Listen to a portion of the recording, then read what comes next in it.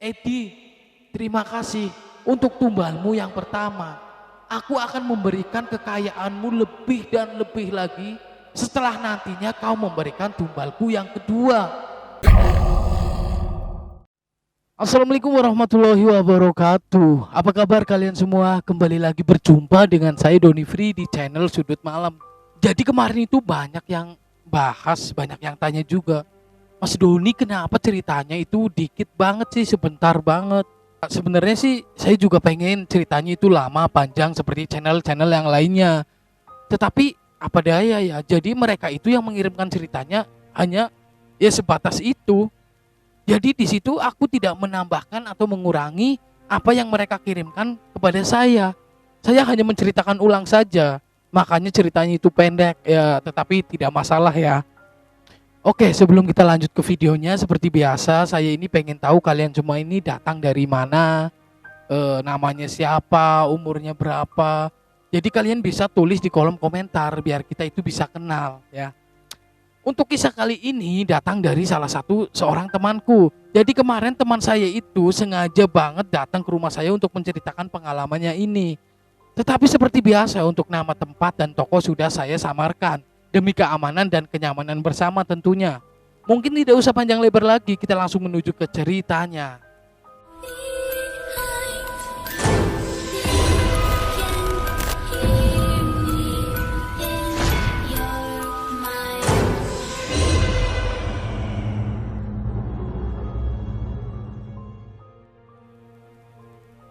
Sebut saja si Edi.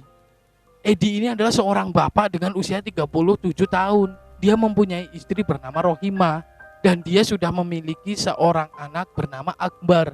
Anaknya ini berusia 7 tahun. Dan si Pak Edi ini sudah lama banget sebelum dia menikah, sampai sekarang dia menikah, dia itu berjualan siomay. Tetapi bedanya pada saat dulu sebelum dia menikah, dia itu berdagang keliling kampung. Tetapi 3 tahun setelah ia menikah, Pak Edi ini sudah mempunyai lapak. Jadi dia itu mangkal di salah satu lapak di salah satu kota besar yang ada di Indonesia. Singkat cerita, istri dari Pak Edi ini, Bu Rohimah ini, dia itu rewel banget. Dia itu banyak banget maunya sama si Pak Edi. Dia itu banyak nuntut. Dan kali ini si Bu Rohimah ini pengen dibelikan motor sama Pak Edi. Padahal menurut Pak Edi, untuk mereka bertiga makan dan ditambah untuk membayar biaya sekolah si Akbar saja, kalau sudah cukup, mereka itu seharusnya sudah bersyukur. Tetapi Bu Rohimah ini itu rewel, dia itu ngengkeng, dia tetap memaksa suaminya atau Pak Edi ini untuk membelikan motor untuk dirinya, motor metik keluaran terbaru. Tentu saja itu membuat Pak Edi merasa sangat berat. Ya tahulah, pendapatan dari Pak Edi ini tidak selamanya besar, tidak setiap hari dagangannya laku, bahkan bisa satu hari itu sepi dan lain sebagainya. Singkat cerita, akhirnya istri dari Pak Edi ini, Bu Rohimah ini pun menelpon salah satu teman dari Pak Edi. Bu Rohimah ini berniat untuk meminjam uang untuk membeli motor. Dan ketika Pak Edi tahu, di sini Pak Edi pun merasa malu dan merasa sakit hati karena istrinya ini lancang banget. Dia kok berani kayak gitu.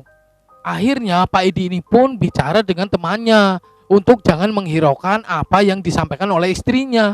Istrinya ini memang tidak tahu atau tidak pernah mengerti keadaannya Pak Edi.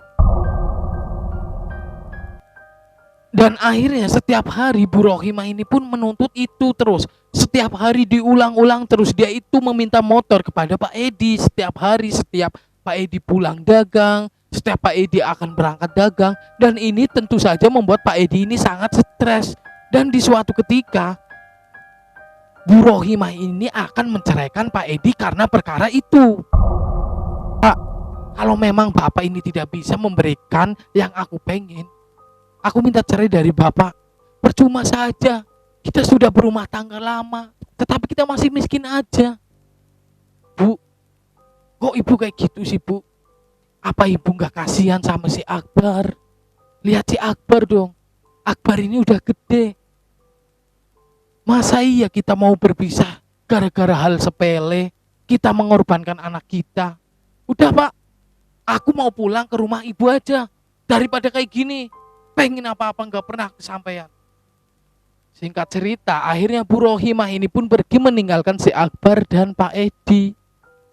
Dia itu pulang menuju ke rumah orang tuanya. Dan setiap malam di sini, Pak Edi itu selalu sholat. Dia itu menangis. Hatinya dia itu sangat sakit. Dan hingga pada suatu ketika Pak Edi ini berada di titik yang sangat berat. Bahkan Pak Edi ini hampir menyerah. Ternyata benar istrinya ini mengirimkan surat gugatan cerai. Dan ini membuat Pak Edi ini sangat hancur. Akhirnya Pak Edi ini pun curhat kepada temannya. Posisi Pak Edi pada saat itu sangat bingung. Dia itu tidak mau melepaskan istrinya. Dan nanti jika Pak Edi ini benar-benar bercerai dengan Rohimah istrinya, nanti efeknya si Akbar inilah yang akan menderita. Dan Pak Edi ini tidak mau Akbar merasakan itu. Akhirnya di sini ketika Pak Edi ini bercurhat dengan temannya itu memberi solusi lewat jalur penglaris. Jadi temannya ini memberikan solusi untuk Pak Edi ini memakai jasa penglaris agar jualannya ini selalu habis, dan akhirnya Pak Edi ini mendapatkan uang yang banyak. Karena di saat itu Pak Edi pikirannya sedang bingung, dia itu tidak bisa mengontrol. Akhirnya Pak Edi pun menyetujui itu. Dan akhirnya mereka berdua ini pun pergi ke sebuah kota yang berada di perbatasan antara Jawa Tengah dan Jawa Barat. Di situ Pak Edi menemui juru kuncinya, dan juru kuncinya ini sudah menjelaskan bahwa nantinya akan ada salah satu orang yang akan ditumbalkan, yaitu orang terdekat dari si Pak Edi ini. Tentu saja bukan dirinya Pak Edi, tetapi orang yang terdekatnya. Bisa saja itu ibunya, keponakannya, entah adiknya dan lain sebagainya. Tetapi karena keadaan itu, waktu itu tidak berpihak dengan Pak Edi, dan Pak Edi pun pada saat itu sudah tidak bisa berpikir jernih. Akhirnya Pak Edi pun menyanggupi itu. Dia itu tanpa memikir panjang, tanpa memikir bagaimana akibatnya nanti jika dia memakai jasa penglaris itu atau pesugihan itu. Singkat cerita, akhirnya Pak Edi pun setelah itu mencari berbagai macam sesajen bersama temannya. Dan ketika sesajen itu sudah lengkap, akhirnya si Pak Edi ini pun dimandikan oleh juru kunci tersebut menggunakan kembang 7 rupa atau bunga 7 rupa. Dan di situ pun di sekeliling dari tempat Pak Edi itu pun dibakari kemenyan sangat banyak. Dan pada malam hari itu Pak Edi itu harus duduk terdiam atau semedi atau bertapa di tempat itu sendirian sampai besok subuh. Dan dia itu tidak boleh tidur, dan dia itu benar-benar telanjang. Dia tidak menggunakan sehelai pakaian apapun. Dan Pak Edi di sini pun menyanggupi semua itu. Akhirnya terjadilah kesepakatan pesugihan itu. Lalu setelah Pak Edi pulang dari situ, singkat cerita dagangannya ini sangat laris. Bahkan hanya 2 jam Pak Edi mangkal, somenya Pak Edi ini pun habis terjual. Hingga pada akhirnya keesokan harinya dia itu menambah porsi somenya menjadi lebih banyak, agar dia itu mendapat uang yang lebih banyak juga tentunya. Dan pada hari itu pun dia lalui setiap hari dengan penuh gembira, karena some dari Pak Edi ini selalu habis. Walaupun ia menambah porsinya, walaupun ia menambah dagangannya, tetapi tetap habis terus. Singkat cerita, akhirnya Pak Edi ini pun berhasil memberikan motor matic terbaru untuk istrinya. Dan istrinya ini pun langsung kembali lagi ke rumah Pak Edi. Dan ia tidak jadi menggugat cerai Pak Edi. Akhirnya keluarga mereka ini pun menjadi bahagia. Pokoknya apa yang semua Bu Rohimah ini inginkan langsung dituruti oleh Pak Edi, karena jualan Pak Edi ini sangat laris dan uangnya pun banyak. Tetapi tiba-tiba di suatu hari si Akbar ini dia itu mendadak demam. Si Akbar ini kedinginan dan dia pun langsung merasakan panas tubuhnya. lalu dingin lagi, panas lagi, seperti itu terus. Dan hingga pada suatu waktu panasnya itu sangat tinggi dan si Akbar ini pun setip. Dia hanya kejang-kejang. Dan di sini Pak Edi dan istrinya pun sangat kebingungan. Dia langsung membawa anaknya ke rumah sakit. Tetapi sesampainya di rumah sakit, si Akbar ini tidak ada penyakitnya. Bahkan panasnya itu pun turun. Dia sudah normal seperti anak biasanya. Dan akhirnya Pak Edi dan Bu Rohimah ini pun membawanya pulang. Tetapi sesampainya di rumah, si Akbar ini tiba-tiba langsung meninggal dunia. Dan ternyata di sini tumbalnya adalah mungkin si Akbar. Karena menurut juru kuncinya dulu, tumbalnya adalah orang terdekat dari Pak Edi. Singkat cerita, setelah si Akbar ini sudah dimakamkan, pada malam harinya Pak Edi ini didatangi sesosok makhluk wanita dengan pakaian itu seperti pengantin. Tetapi di sini istrinya Bu Rohimah ini pun melihatnya. Dan si makhluk ini pun berkata kepada Pak Edi, "Edi, terima kasih untuk tumbalmu yang pertama. Aku akan memberikan kekayaanmu lebih dan lebih lagi setelah nantinya kau memberikan tumbalku yang kedua." Dan di sini pun si Edi ini ketakutan bersama istrinya. Dan istrinya pun ini muncul pertanyaan, "Pak, ada apa sebenarnya ini semua?" Akhirnya setelah kepergian makhluk itu, Pak Edi pun menceritakan, karena tuntutan-tuntutan besar dari istrinya lah, Pak Edi ini akhirnya menggunakan jasa penglaris atau pesugihan. Diceritakan juga tumbalnya nanti adalah orang terdekat dari Pak Edi. Dan di sini istrinya Bu Rohimah itu pun langsung nyampe. Kenapa sih Akbar tiba-tiba bisa meninggal dunia? Jangan-jangan ini adalah tumbal yang ditumbalkan oleh Bapak.